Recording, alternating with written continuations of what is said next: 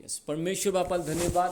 सुंदर अशा आराधनेच्या द्वारे आम्ही तिच्या समोर आलेलो आहोत आणि पुन्हा एकदा मी प्रत्येकाचं स्वागत करत आहे. ही संधी देवापानं पुन्हा एकदा दिली. आराधनेच्या द्वारे प्रभूच्या समोर आम्ही यावं, आराधनेची भेट आम्ही त्याला द्यावी.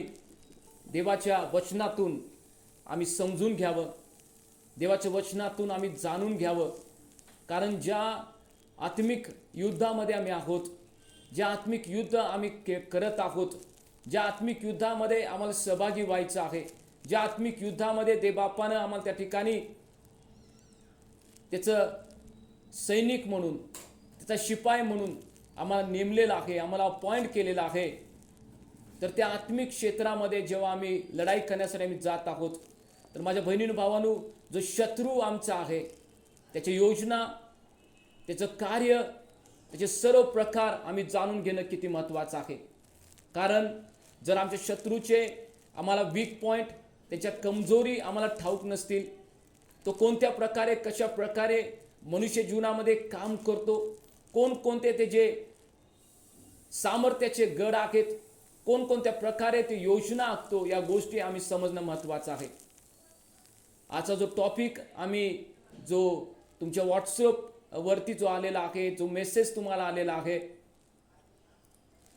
दुष्ट आत्म्याचे प्रकार, याच्याविषयी आज आम्ही पाहणार आहोत. आणि माझ्या बहिणीनं भावांनो, एखादा व्यक्ती ज्याला तुम्ही पाहिलेला असाल की ज्यानं आपलं जीवन प्रभू येशू ख्रिस्ताला दिलं, जो प्रभूमध्ये वाढत होता, ज्यानं बाप्तिस्मा घेतला, जो कधी काळी प्रभूच्या सेवेमध्ये असू शकतो, स्तुती आणि आराधनेचा तो एखादा लीडर असू शकतो, तो सुवार्ता प्रसार करणारा व्यक्ती असू शकतो, तो हाऊस ग्रुप घेणारा एखादा व्यक्ती असू शकतो. परंतु काही वर्ष आणि काही दिवस गेल्यानंतर अशा लोकांना जेव्हा मी त्याच्याकडे पाहतो, तर तो प्रभूपासून दूर गेलेला मी पाहतो. प्रभूच्या मध्ये तो यायच्या अगोदर ती व्यक्ती, तो पुरुष किंवा स्त्री एखाद्या आजारपणामध्ये असते, एखाद्या व्यसनामध्ये असते, एखाद्या जादूटोणाचा प्रभाव तिच्या जीवनावरती, तिच्या कुटुंबावरती असतो. आणि जेव्हा ते प्रभूकडे येतात आणि देवबाप त्यांना त्या सर्व गोष्टीतून जेव्हा तो मुक्त करतो आणि देव त्याच्या चांगुलपणाचा अनुभव त्याच्या जीवनामध्ये देतो, तो व्यक्ती, ते कुटुंब चर्चला जायला लागतं. पण तू काही दिवस गेल्यानंतर अशा काही गोष्टी तुम्ही झालेल्या पाहशीला की ती लोक चर्च सोडून, देवाची भक्ती सोडून, प्रभू येशू ख्रिस्ताला सोडून परत ते माघारी फिरून आपल्या जुन्या आयुष्यामध्ये ते जीवन जगत आहे. आणि जर एखाद्या दारुड्याला तुम्ही पाहिला असाल की जो पहिला दारूचं सेवन करत होता, पण तो जेव्हा प्रभूचं आणि त्याचा ओळख झाली, इन्काउंटर झाला आणि त्यानं जीवन जेव्हा प्रभूला दिलं, कित्येक महिने आणि कित्येक वर्ष तो दारूपासून दूर होता. परंतु परत जेव्हा तो माघारी फिरला, जगामध्ये फिरला, जगातल्या गोष्टीमध्ये तो वाहत गेला, पहिल्यापेक्षा तो जास्त दारू प्यायला लागला, पहिल्यापेक्षा जास्त त्याची परिस्थिती भयानक झालेली अशा लोकांना तुम्ही पाहिलं असेल. त्याच्यानंतर काही लोक जे आजारपणामध्ये होते, प्रभूकडे आल्यानंतर प्रभूनं त्यांना आजारपणातून मुक्त केलं. आणि आजारपणातून मुक्त केल्यानंतर काही दिवस, काही वर्ष, काही महिने प्रभूमध्ये चाललेत, परंतु पुन्हा ते माघारी फिरलेत. आणि अशा लोकांची तुम्ही परिस्थिती जेव्हा पाहताय की पहिल्यापेक्षा त्यांची भयानक परिस्थिती झालेली तुम्ही त्या ठिकाणी पाहू शकताय. अशा कित्येक गोष्टीविषयी आज आम्हाला समजून घ्यायचं आहे. का मनुष्य जीवनामध्ये या गोष्टी आहेत, का मनुष्य या गोष्टीमध्ये तो पडतो, कोणत्या प्रकारच्या जीवनामध्ये ते कार्य होतं आणि कोणत्या प्रकारे मनुष्य टोटल कोलॅप्स होतो आणि सैतान त्याच्या जीवनामध्ये कार्य करतो. 105 प्रकारे दुरात्म्याचे प्रकार आहेत, 105 प्रकार आहेत. परंतु आम्ही आज एक 12 प्रकाराविषयी पाहणार आहे. मी चर्चमध्ये, आमच्या चर्चमध्ये मी संदेश याच्याविषयी दिलेला आहे. परंतु काही लोकांची जे ऑनलाईन त्या ठिकाणी सहभागी होतात, त्यांची विनंती होती की आम्हाला त्या गोष्टी समजून घ्यायच्या आहेत. यासाठी पुन्हा त्याची उजळणी आमच्या लोकांसाठी असेल आणि नवीन लोक जे सहभागी झालेले आहेत त्यांना त्या गोष्टी समजतील. 12 दुरात्म्याविषयी आम्ही पाहत असताना आज आम्ही त्या ठिकाणी 6 दुरात्मे आज आम्ही पाहणार आहेत की जे मनुष्य जीवनामध्ये काम करतात, मनुष्य जीवनामध्ये त्या ठिकाणी येतात आणि मनुष्य त्या ठिकाणी आपल्या जीवनामध्ये जेव्हा तो दुरात्म्यानं ग्रासित होतो, त्याची पहिल्यापेक्षा परिस्थिती भयानक होते आणि तो आपल्या जीवनामध्ये टोटल कोलॅप्स होतो, निराशामध्ये जातो. आणि एक वेळ अशी येते की त्याचं जीवन त्या ठिकाणी संपलं जातो, त्या जीवनामध्ये तो मृत्युमुखी पडतो. तर ह्या गोष्टी आम्ही पाहून घेणार आहे. आणि मत्तई याचा 12वा अध्याय आणि 45 वचनामध्ये आम्ही वाचणार आहोत. मत्तई याचा 12वा अध्याय आणि 45 वचन सांगतं, नंतर तो जाऊन आपणापेक्षा दुष्ट असे दुसरे 7 आत्मे आपणाबरोबर घेऊन येतो आणि ते आत जाऊन तिथे राहतात. मग त्या माणसाची शेवटली दशा पहिल्यापेक्षा वाईट होते, तसेच या दुष्ट पिढीचेही होईल. माझ्या बहिणीनु भावांनो, या ठिकाणी येशू ख्रिस्त आम्ही 43 वचनाचं जर हेडिंग त्या ठिकाणी वाचतोय तर अपुऱ्या सुधारणेपासून उद्भवणारे धोके याच्याविषयी येशू ख्रिस्त सांगतात. एका व्यक्तीतून जेव्हा दुरात्मा तो निघतो आणि जेव्हा दुरात्मा तो बाहेर निघाल्यानंतर तो इकडे तिकडे फिरतो आणि परत मग त्याला राहण्यासाठी ठिकाण मिळत नाही. ज्या रीतीने आम्ही पाहिलेलं आहे रविवारच्या भक्तीमध्ये की मनुष्याचं सर्वात जीवन, मनुष्याचं शरीर सैतानाला आवडतं सर्वात ठिकाण आहे. घर त्याच्यानंतर त्याला आवडतं आणि जनावरांमध्ये सुद्धा सैतान त्या ठिकाणी शिरतो. आणि मग जेव्हा त्याला आवडत्या घरात ज्या ठिकाणी तो मनुष्य जीवनात तो राहिलेला होता कित्येक वर्ष, त्यातून जेव्हा तो बाहेर पडतो आणि पुन्हा जेव्हा तो येतो त्याला राहण्याचं ठिकाण मिळत नाही. आणि वचन सांगतं की 44 वचनामध्ये मग तो म्हणतो, ज्या माझ्या घरातून मी निघालो आहे त्यात परत जाईन आणि तिथे गेल्यावर तर त्यास रिकामे असलेले, झाडलेले व सुशोभित असे त्याला आढळते. माझ्या बहिणीनं भावना अशी कित्येक लोक जेव्हा ते मुक्त झालेत दुरात्म्याच्या त्या परिस्थितीतून, ज्या दुरात्म्याने त्यांना ग्रासित केलं होतं त्यातून मुक्त झालेत, परंतु आपल्या जीवनामध्ये प्रभू येशू ख्रिस्ताला स्थान दिल्या नसल्यामुळं पुन्हा जेव्हा दुरात्मे त्याच्या जीवनामध्ये शिरतात, वचन सांगतं की त्या व्यक्तीची दशा पहिल्यापेक्षा अधिक वाईट होते, अधिक भयानक होते. म्हणताना सुरुवातीला मी सांगितलं की काही लोकांनी ज्याने आपलं जीवन प्रभू येशू ख्रिस्ताला समर्पित केलं होतं, आज्ञेमध्ये चालणारे लोक होते, पण काही दिवस काही वर्ष गेल्यानंतर पुन्हा ते माघारी फिरले, पुन्हा जगामध्ये ते गेलेत. आणि जेव्हा दुरात्मा त्या ठिकाणी पुन्हा आला आणि त्यानं पाहिलं की बाबा आता याच्यामध्ये पवित्र आत्मा नाही आहे, याच्यामध्ये पवित्र आत्म्याचं ठिकाण नाही आहे. कारण पहिले करीन 3:16 मध्ये वचन सांगतं, तुमचं शरीर माझं मंदिर आहे आणि माझं पवित्र आत्मा तुममध्ये वास करतो. पण जेव्हा तो दुरात्मा येतो आणि या व्यक्तीनं पाप केल्यामुळे त्या जीवनातून दुरात्मा तो निघून जातो, ते दुरात्मा त्याला सोडून जातो आणि सोडून गेल्यानंतर त्या ठिकाणी पुन्हा जेव्हा पवित्र आत्मा त्या जीवनामध्ये येतो आणि पवित्र आत्मा जीवनामध्ये स्थान करत असताना, वस्ती राहत असताना पुन्हा जेव्हा तो पवित्र आत्म्याला खिन्न करतो, पवित्र आत्मा जेव्हा त्याला सोडून जातो, माझ्या बहिणी भावांनो, दुरात्मा पुन्हा जो त्याच्यामध्ये होता त्याला शोधत शोधत येतो. ज्या रीतीनं 1 पेत्र 5 अध्याय 8 वचन सांगतं की तुमचा शत्रू सैतान हा कुणाला गिळावे हे शोधित फिरत आहे. सैतान टपलेला आहे, दुरात्मे त्या ठिकाणी टपलेला आहेत, सैतानाचं सैन्य त्या ठिकाणी टपलेलं आहे की कोण एखादा व्यक्ती पापामध्ये पडतोय, कोण एखादा व्यक्ती प्रभूपासून दूर जातोय, जेणेकरून त्याच्या जीवनात त्याला शिरता येईल, जेणेकरून त्या जीवनाचा ताबा त्याला घेता येईल. तर माझ्या बहिणींनो, माझ्या भावांनो, 12 प्रकारचे दुरात्मे आहेत, परंतु 6 दुरात्म्याविषयी आम्ही पाहणार आहे. पहिला जो दुरात्मा मनुष्य जीवनामध्ये त्या ठिकाणी काम करतो, पहिला मनुष्य जीवनामध्ये दुरात्मा येतो, तो ईर्ष्येचा दुरात्मा आहे. नीतिसूत्र याचा 6वा अध्याय आणि 34 वचन त्या ठिकाणी सांगतं. नीतिसूत्र याचा 6वा अध्याय आणि 34 वचन, कारण ईर्ष्या पुरुषात संतप्त करते, सूड उगवण्याच्या दिवशी तो गय करणार नाही. वचन सांगतं ईर्ष्या याचा अर्थ जलन, त्याच्या जीवनामध्ये जलन स्पिरिट आहे. ज्या व्यक्तीच्या जीवनामध्ये ईर्ष्येचा स्पिरिट शिरतो, भावभावामध्ये असलेला ईर्ष्येचा स्पिरिट, आज कितीतरी मंदिरामध्ये, देवाच्या चर्चेसमध्ये, लिडरशिपमध्ये असलेल्या लोकांमध्ये ईर्ष्या आम्ही पाहत आहोत, आराधकांमध्ये ईर्ष्या आम्ही पाहत आहोत, सेवक सेविकांमध्ये ईर्ष्या पाहत आहोत की मी किती सुंदर संदेश त्या ठिकाणी देतो, मी किती सुंदर त्या ठिकाणी देवाची भक्ती करतो, आराधना करतो. आणि ईर्ष्येचा आत्मा कित्येक लोकांच्या जीवनामध्ये काम करत आहे.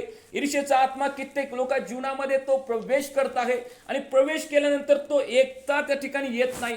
जेव्हा ईर्ष्येचा आत्मा पुन्हा त्या मनुष्याच्या जीवनामध्ये शिरतो, तो पुन्हा येत असताना एकटा तो येत नाही, त्याच्याबरोबर पहिला ईर्ष्येच्या आत्म्याबरोबर मनुष्य जीवनामध्ये शिरणारा जर पहिला आत्मा कोणता असेल तर संशयचा आत्मा ईर्ष्येच्या आत्म्याबरोबर मनुष्य जीवनामध्ये शिरतो. म्हणताना मी पाहिलं मत्तई 12:45 मध्ये की तो जातो आणि आपल्यापेक्षा 7 असे वाईट दुष्ट आत्मे तो आपल्या संगती घेऊन येतो. जेव्हा ईर्ष्येचा स्पिरिट मनुष्य जीवनामध्ये, दुरात्मा मनुष्य जीवनामध्ये येतो, त्याच्याबरोबर तो संशयचा आत्मा घेऊन येतो. मग पती पत्नीच्या मध्ये असलेला संशय असेल, देवाचा सेवक आणि कॉंग्रिगेशन जे मंदिरामध्ये येतं, चर्चमध्ये, त्याच्याविषयी संशय असेल, कोणत्याही प्रकारचा संशय मनुष्य जीवनामध्ये असतो ज्या ठिकाणी तर्कवितर्क करून एखाद्या गोष्टीविषयी त्या ठिकाणी लिजट काढला जातो आणि तो व्यक्ती एक चुकीच्या रिलेशनशिपमध्ये असेल किंवा तो व्यक्ती माझ्याविषयी असं बोलत असेल, तो व्यक्ती माझ्याविषयी माघारी त्या प्रकारे चाडी करत असेल, तो व्यक्ती माझ्यासाठी इतरांकडे त्या गोष्टी चाडीच्या पसरत असेल आणि अशा संशयीचा आत्मा भावाभावामध्ये, बहिणीमध्ये, पत्नीमध्ये असलेले रिलेशनशिप ब्रोकनेस करण्यासाठी, तोडण्यासाठी जो ईर्ष्येचा आत्मा मनुष्य जीवनामध्ये शिरतो, त्याच्याबरोबर ईर्ष्येचा आत्मा येत असताना संशयीचा आत्मा सुद्धा त्या मनुष्य जीवनामध्ये शिरतो आणि त्याच्यानंतर संशयीचा आत्मा मनुष्य जीवनामध्ये शिरतो. दुसरा त्या ठिकाणी क्रोधाचा आत्मा त्या ठिकाणी येतो. जब संशय येतो तेव्हा क्रोध येतो. पती पत्नीमध्ये संशय धरला जातो. पती आपल्या पतीचा मोबाईल चेक करते, पत्नीवरती पती वास ठेवतो. घरामध्ये त्या ठिकाणी सीसी कॅमेरे लावले जातात. पत्नी कुठे जॉबला जाते, कुठं मार्केटमध्ये जाते, काय खरेदी करते, ती कुठं त्या ठिकाणी आहे, ती त्या ठिकाणी जर धुणं धुत असेल, ते आपले कपडे त्या ठिकाणी वाळत घालत असेल तर पतीची नजर तिच्याकडे असते. ती कुणाकडे पाहत आहे काय, ती कुणाकडे लक्ष देत आहे काय, कोण तिला पाहत आहे काय, कोण तिला त्या ठिकाणी बोलवत आहे काय, अशा प्रकारे त्या ठिकाणी संशय मनुष्य जीवनामध्ये होतो. आणि जर चुकून कधी कधी होतं की पत्नी दरवाजा उघडले जाते आणि दरवाजा उघडत असताना त्या ठिकाणी अचानक ज्या व्यक्तीविषयी त्या पतीच्या मनामध्ये संशय असतो तो समोरून अचानक जातो किंवा त्या ठिकाणी घराच्या बाहेरून जात असताना तो व्यक्ती त्या ठिकाणी हॉर्नच्या गाडीचा हॉर्न वाजवेल तर पत्नीच्या विषयी पती संशय घेतो की तो तुझ्याकडेच बघून त्यानं हॉर्न वाजवला आणि बरोबर तूच त्या ठिकाणी दार उघडत असताना बरोबर तो घराच्या समोर त्या ठिकाणी आला आणि तुम्ही एकमेकाला त्या ठिकाणी खुलून, असे बरेचसे प्रकार त्या ठिकाणी पती जीवनामध्ये आज काम करत आहेत. ख्रिस्ती पती जीवनामध्ये त्या ठिकाणी काम करत आहेत. पत्नी त्या ठिकाणी पतीला दोष लावत आहे. तुम्ही त्या विशिष्ट पती बरोबर त्या स्त्री बरोबर तुम्ही बोलतात, विशिष्ट त्या स्त्री बरोबर तुमचं संभाषण होतं, विशिष्ट स्त्री बरोबर तुमचं सारखं चॅटिंग होतं, सारखं तुम्ही तिच्याबरोबर त्या ठिकाणी जोडलेला आहात आणि संशय त्या ठिकाणी असतो. कोणत्याही प्रकारचं रिलेशनशिप त्यांच्यामध्ये नसतं. एक मित्र असतील किंवा एक बहीण भाऊ असतील, परंतु संशयचा आत्मा मनुष्य जीवनामध्ये काम करत असताना अशा प्रकारे काम करतो. पती पत्नीमध्ये रिलेशनशिप तुटतं, मंडळांमध्ये रिलेशनशिप असलेले जे तुटतं, सेवक आणि त्याच्यानंतर मंडळामध्ये असलेले जे काँग्रेगेशन सभासद लीडर असतील याच्यामधलं त्या ठिकाणी नातेसंबंध बिघडतात, तुटले जातात. आणि जेव्हा जलनचा स्पीड येतो, आम्ही ऐकलेलं आहे की त्या ठिकाणी संशयचा आत्मा येतो, क्रोधाचा आत्मा येतो आणि संशयचं रूपांतर क्रोधामध्ये होतं. पत्नी म्हणते की मी कुठं त्याच्याकडे पाहिलेलं आहे, तुम्ही असं का माझ्यावर संशय घेताय, का माझ्यावर तुम्ही असं बोलताय. असं बोलत असताना त्या ठिकाणी पतीला राग येतो आणि तो हातामध्ये एखादी त्या ठिकाणी काठी घेईल किंवा हातानं आपल्या पत्नीला तो मारहाण करायला सुरुवात करतो. पत्नीला जेव्हा ती पत्नी आपल्या पतीवरती वारंवार संशय घेते, पतीला राग येतो आणि तो तिला मारहाण करतो किंवा पत्नीला राग येतो की आज सांगतोय पण तो ऐकत नाही आहे आणि मग पत्नी त्या ठिकाणी आपलं पतीचं घर सोडून माहेरला निघून जाते आणि त्या क्रोधामध्ये एखादा चुकीचा निर्णय घेतला जातो. त्या क्रोधामध्ये त्या ठिकाणी आत्महत्या त्या ठिकाणी केली जाते. त्या क्रोधामध्ये त्या ठिकाणी आपलं जीवन त्या ठिकाणी सपवलं जातं. मग जेव्हा केव्हा जलनचा स्पीड, ईर्ष्येचा स्पीड येतो, त्याच्याबरोबर संशयचा आत्मा येतो, क्रोधाचा आत्मा येतो, पती पत्नीमध्ये भांडणं होतात, मारहाण होते. त्याच्यानंतर पुढं क्रोधाच्या नंतर तिसरा आत्मा जर येतो तर तो हत्या करायचा आत्मा येतो. पती रागामध्ये येतो, दारू पिऊन येतो, माझ्यासारखी माझ्यावरती संशय घेतेस, कुठल्या व्यक्तीबरोबर तुझे नाते संबंध आहेत, आणि मग तो पती रागामध्ये आपल्या पत्नीची हत्या करतो, तिला मारून तो टाकतो. किंवा पत्नी एखाद्या गोष्टीविषयी तिच्या मनामध्ये संशय आहे म्हणून आपल्या पतीच्या जेवणामध्ये त्या ठिकाणी ती विष कालवते आणि आपल्या पतीला त्या ठिकाणी मारून जाते. हत्येचा स्पीड त्या ठिकाणी काम करतो. त्याच्यानंतर हत्येचा स्पीड झाल्यानंतर, हत्येचा दुष्ट आत्मा झाल्यानंतर बदला घेण्याचा दुरात्मा मनुष्य जीवनामध्ये काम करतो. जसं जलनचा स्पीड मनुष्य जीवनामध्ये शिरतो, त्याच्याबरोबर संशयचा आत्मा, क्रोधाचा आत्मा, हत्येचा आत्मा आणि बदला घेण्याचा आत्मा त्या ठिकाणी येतो. ही माझ्याबरोबर अशी वागली, मी तिच्याबरोबर तशी वागणार, हिनं मला असं केलं, मी तिला तसं करणार. आणि तो व्यक्ती माझ्या पत्नीकडे सारखं बघतो, तो माझ्या पत्नीला सारखं त्या ठिकाणी खुणवतो. म्हणून लोकांनी त्या ठिकाणी बदला घेतलेला आहे, त्या ठिकाणी लोकांना जीव घेतलेला आहे, त्या ठिकाणी लोकांची हत्या केलेली आम्ही त्या ठिकाणी पाहिलेलं आहे. मग तू माझ्या बहिणीनं भाऊनी समजून घ्या की जेव्हा एखादा व्यक्ती जर तुमच्याकडे प्रार्थना करून घेण्यासाठी येत असेल, म्हणत असेल की माझ्या जीवनामध्ये संशय येतो, बघा माझ्या जीवनामध्ये राग येतो बघा. मला असं नेहमी वाटतं की मी पत्नीला माझ्या मारून टाकावं, माझ्या लेकरांना मारून टाकावं, मला नेहमी वाटतं माझ्या शेजाऱ्याची मी हत्या करावी.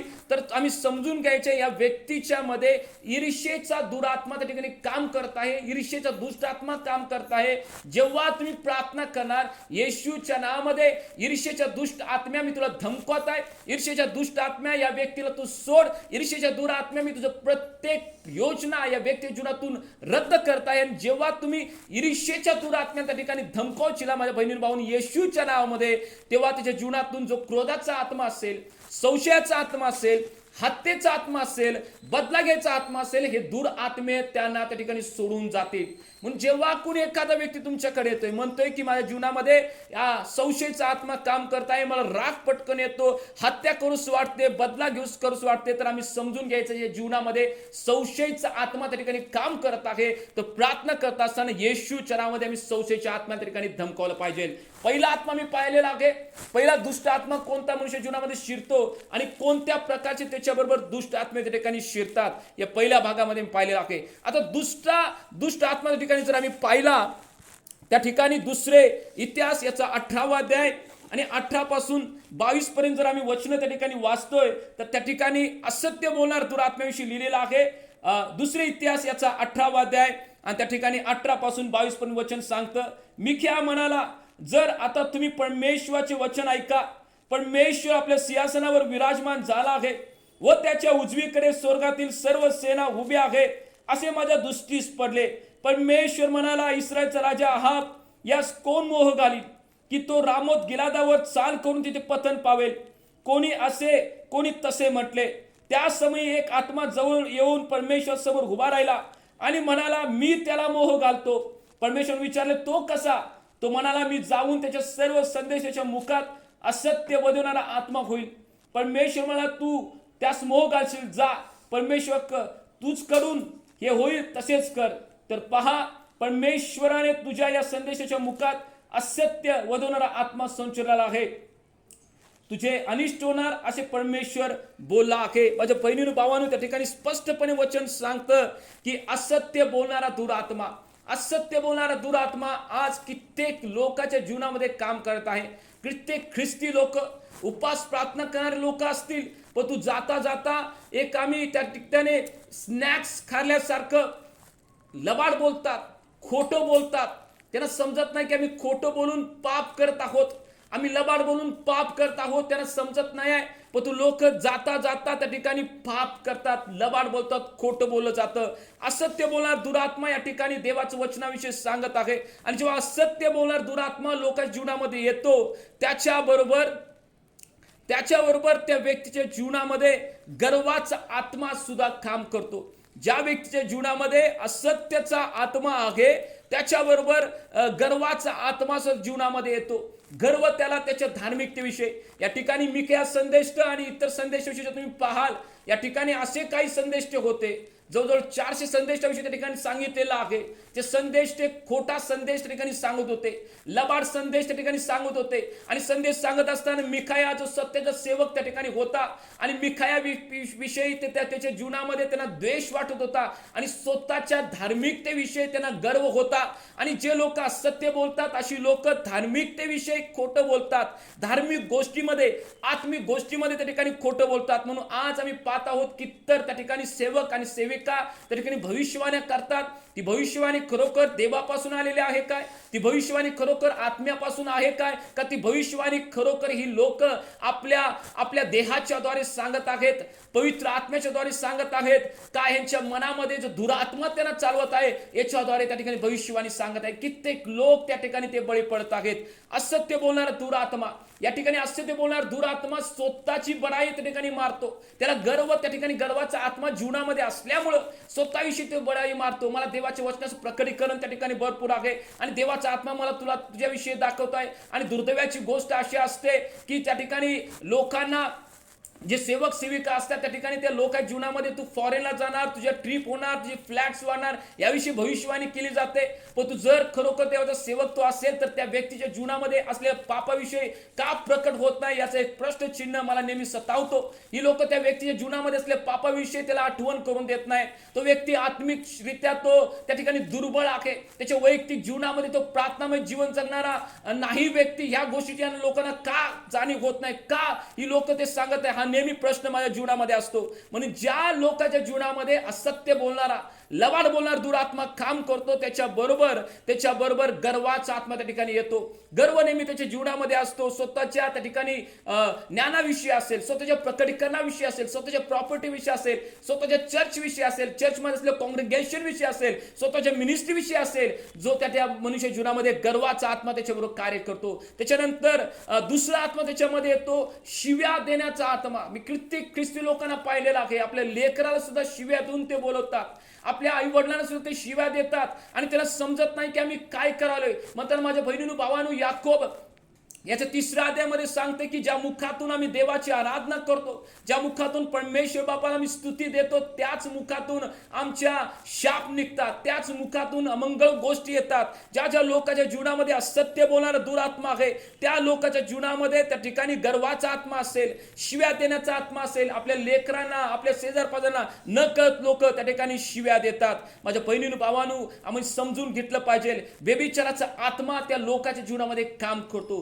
व्यभिचाराचा आत्मा, ज्या लोकांच्या जीवनामध्ये असत्य बोलणारा आत्मा आहे, त्या लोकांच्या जीवनामध्ये गर्वाचा आत्मा येतो, शिव्या देण्याचा आत्मा येतो आणि व्यभिचाराचा आत्मा त्या ठिकाणी त्या लोकांच्या जीवनामध्ये काम करतो. तुम्ही रेफरन्ससाठी वचन त्या ठिकाणी लिहून घेऊ शकता. मत्ती याचा 15वा अध्याय 8 वचन, प्रकटीकरणाचा 2रा अध्याय 20 वचन, इर्मया याचा 23वा अध्याय 14 वचन. वेळेअभावी आम्ही वचन सर्व वाचत आहे, पण तुम्ही त्या ठिकाणी नोट डाऊन करून घ्या. आणि व्यभिचाराचा आत्मा लोकांच्या जीवनामध्ये काम करत आहे. जेव्हा असत्य बोलणारा आत्मा, लबाड बोलणारा दुरात्मा त्याच्या जीवनामध्ये काम करतो. लबाड बोलायची त्याला सवय लागते.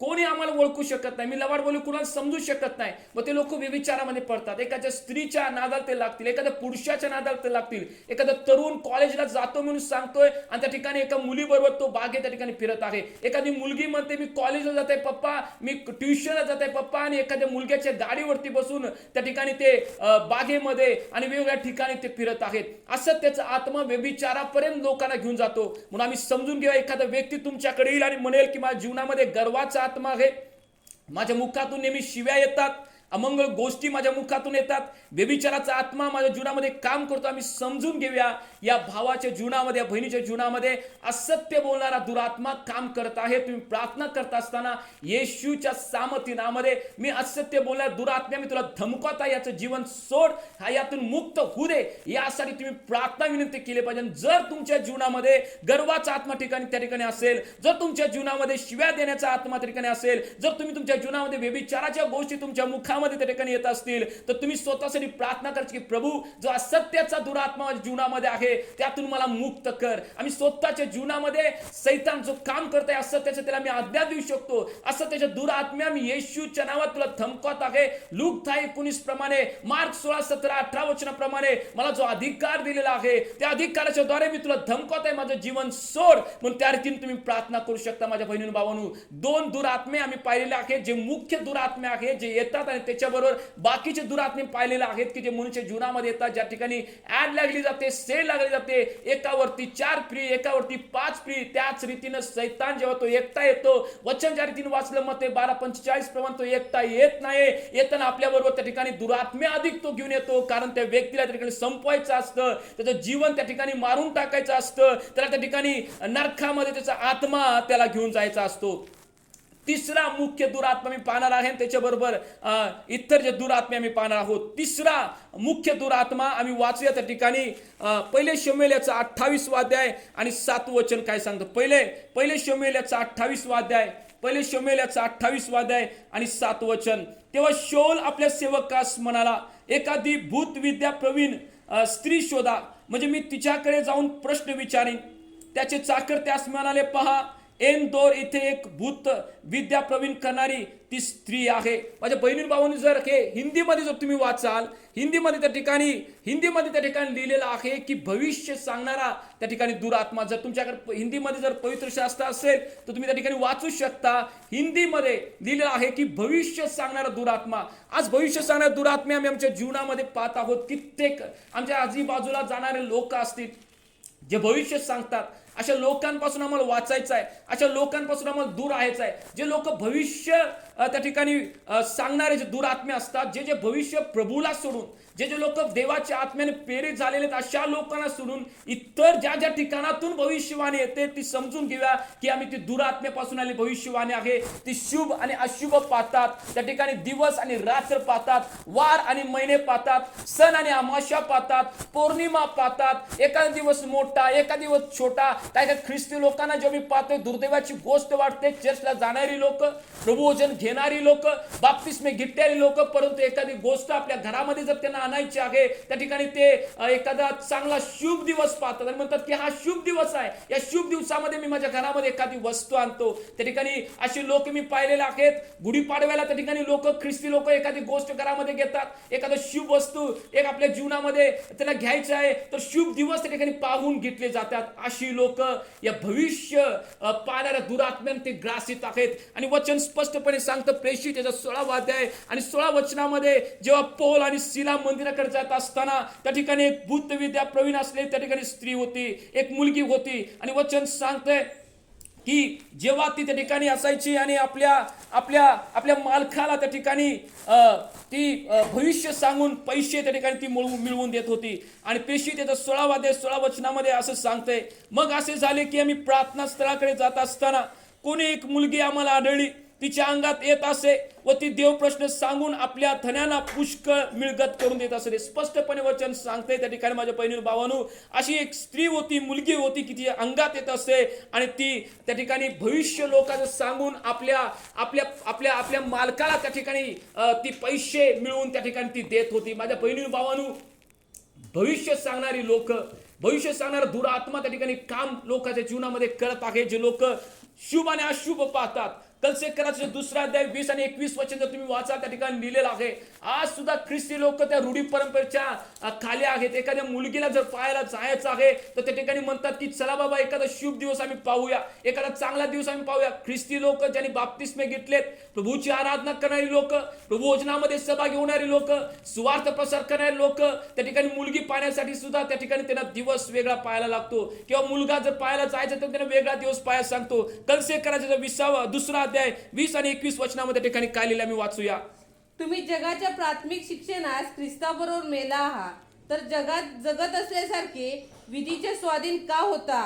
म्हणजे हाती धरू नको, चाखू नको, स्पर्श करू नको अशा प्रकारचे उपभोगाचे नष्ट होणाऱ्या वस्तूविषयी माणसाच्या आज्ञांचे व शिक्षणाचे जे विधी आहेत त्याचे स्वाधीन का होता? या ठिकाणी स्पष्टपणे वचन सांगते की तुम्ही हात लावू नको, तू चाकू नको, तू स्पर्श करू नकोस. कलसेकराच्या लोकांना देवाचे मानसेवक पौल म्हणतायत, माझ्या बाबांनो, तुम्ही त्या प्राथमिक शिक्षणातून मुक्त झाला आहात, पण पुन्हा त्याच्यामध्ये का सापडताय? दुर्दैवाची गोष्ट, आज लोक त्या प्राथमिक शिक्षणाकडे आढळलेले आहेत. जेव्हा विवाहासाठी पाहिलं जातं, तो ह्या कास्टा, तो त्या कास्टा, ही आमची कास्ट नव्हे, ती आमची कास्ट नव्हे. आज ख्रिस्ती लोक सुद्धा त्या ठिकाणी कास्ट पाहून त्या ठिकाणी विश्वास लग्न करतात, पण तू ख्रिस्त पाहून लग्न करणारे थोडके लोक आज आम्ही पाहत आहोत. पण तू कास्ट पाहून लग्न करणारे कितीतरी लोक आम्ही पाहत आहोत. देवाचं वचन स्पष्टपणे सांगते, प्राथमिक शिक्षणाकडे तुम्ही कसे वळता. देवाने एकदा त्या ठिकाणातून तुम्हाला मुक्त केलेलं आहे. देवाने त्या ठिकाणातून एकदा तुम्हाला बाहेर काढलेलं आहे.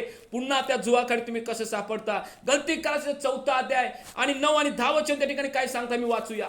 पण आता तुम्ही देवाला ओळखता, किंबहुना देवाने तुमची ओळख करून घेतली आहे, तर मग दुर्बळ व निसत्व अशा प्राथमिक शिक्षणाकडे पुन्हा कसे वळता?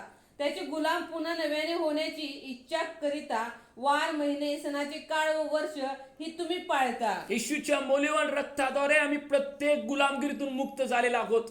आता त्या ठिकाणी पौल गलतीकाराच्या पत्रामध्ये म्हणताय, माझ्या लेकरांनो, आजपासून आत्तापासून जेव्हा ख्रिस्ताला तुम्ही जीवन दिलं, तुम्ही दासीचे पुत्र नाही तर तुम्ही स्वतंत्र स्त्रीचे पुत्र आहात. देवबाप म्हणतोय की लेकरांनो, मी तुम्हाला मुक्त केलेला आहे, गुलामगिरीतून बाहेर पाडलेला आहे. परंतु आज आम्ही वार महिने सण पाळणारे लोक जर आहोत तर पुन्हा त्या गुलामगिरीमध्ये आम्ही अडकत आहोत. भविष्य सांगणारा दुरात्मा लोक जीवनामध्ये काम करत आहेत. उठ सुटतय जो तो ज्या ज्या गोष्टीविषयी भविष्यवाणी करत जात आहे ती परमेश्वरापासून आहे किंवा नाही याचा विचार करणारे लोक थोडके आहेत.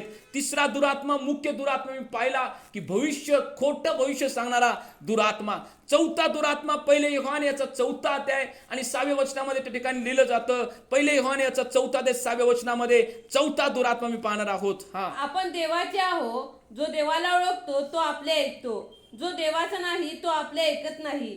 यावरून सत्याचा आत्मा कोणता व भ्रांतीचा आत्मा कोणता हे आपण ओळखतो. या शेवटच्या काळामध्ये जसा योहान देवाचे शिष्य होते, ते म्हटलेत की त्या ठिकाणी खोटं शिक्षण आहे.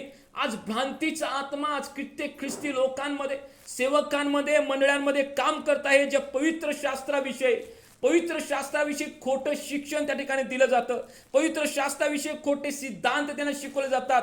देवाच्या आज्ञा पालनाविषयी त्या ठिकाणी खोटं लोकांना शिकवलं जातं, सांगितलं जातं, ठीक आहे आज्ञा मोडा चालतंय, आज्ञाच्या विरोधात बघा चालतंय, काही करा तुम्ही, या तुमचे दशांश अर्पण तेवढं द्या, प्रार्थनेला आलं नसलं तरी चालेल. परंतु भ्रांतीचा आत्मा लोकांच्या जीवनामध्ये काम करत आहे. कित्येक विश्वासणारे लोक देवाचं तारण स्वर्ग पैसे दिल्यामुळे विकत मिळते असं त्यांना वाटतं. किती लोकांना वाटतं की चला मी देवाला लाच देतो, मंदिरामध्ये एखादी गोष्ट मी घेऊन देतो, मंदिरामध्ये एखादा बेंच, एखादी त्या ठिकाणी घंटा, एखाद्या ठिकाणी माईक, एखाद्या ठिकाणी चर्चमध्ये असलेल्या त्या गोष्टी मी घेऊन देतो म्हणजे देवाचं राज्य मला त्या ठिकाणी मिळेल.